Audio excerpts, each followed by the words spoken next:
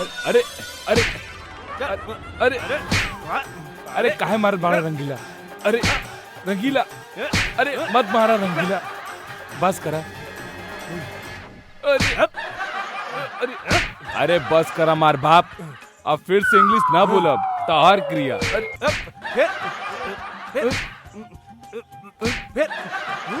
अरे हम तहार क्रिया खाता नहीं, अपन माई के क्रिया खाता नहीं। अब हम इंग्लिश ना बोलब।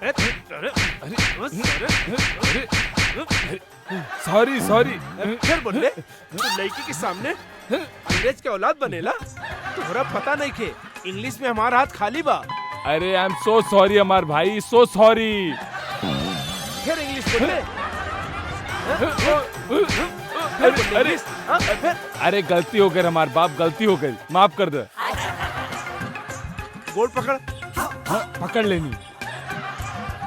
आज से तू खाली भोजपुरी में बात करिया। ओके रंगीला भाई। हाँ नहीं तो का मतलब भोजपुरी में बात करब।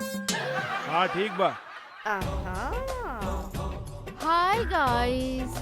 हाय। फिर इंग्लिश। नमस्कार। हाँ ये भाई। हाँ। How are you friends? I am fine. फिर इंग्लिश। भोजपुरी बोला। नमस्ते। हम दोनों बहुते ज्यादा खुश हैं। राउर हमने आई नी, हमके बहुते ज्यादा खुशी भइल। राउर स्वागत बा। Oh my God. I can't understand. What are you saying? रवा लोग का बोला तानी?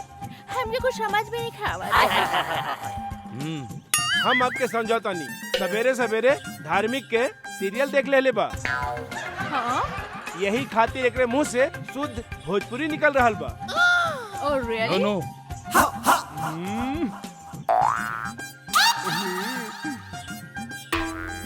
मतलब हमार बड़का भैया राउर संगे कुछ जरूरी बात करा चाहत बाड़े, वो अकेले में।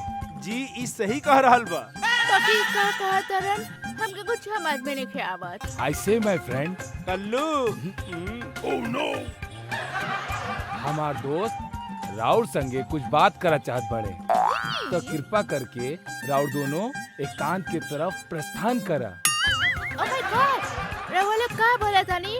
हमके कुछ समझ में नहीं आ रहा। I can't understand. Listen to me. एगो काम करा, रवा लोग आज शाम के 8 बजे हमारे घर पे आ जाइए। Bye bye. फिर इंग्लिश। भोजपुरी भोजपुरी।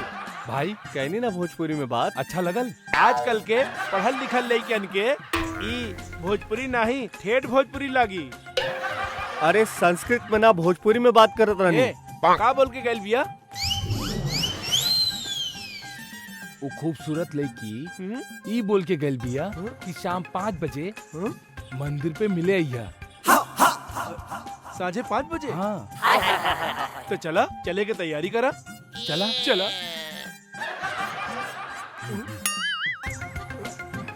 चला। हाँ चला चला, होने चला।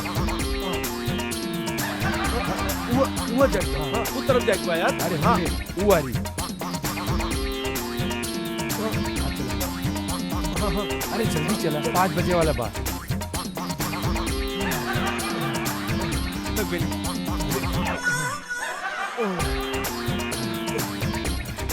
जल्दी चलो के बाद।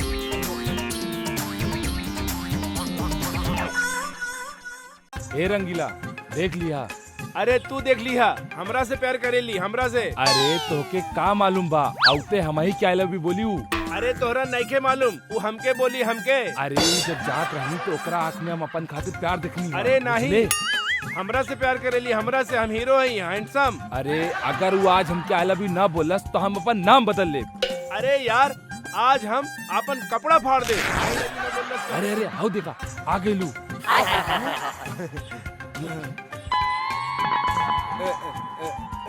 सल्लू।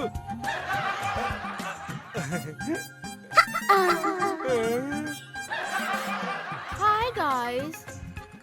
रवा लोग एजा है से बोले नी? ये हमार बॉयफ्रेंड और हम दोनों शादी कर रहल बानी। हाँ ये मंदिर में हाय हेलो रवा दोनों जरूर आए शादी में बाय बाय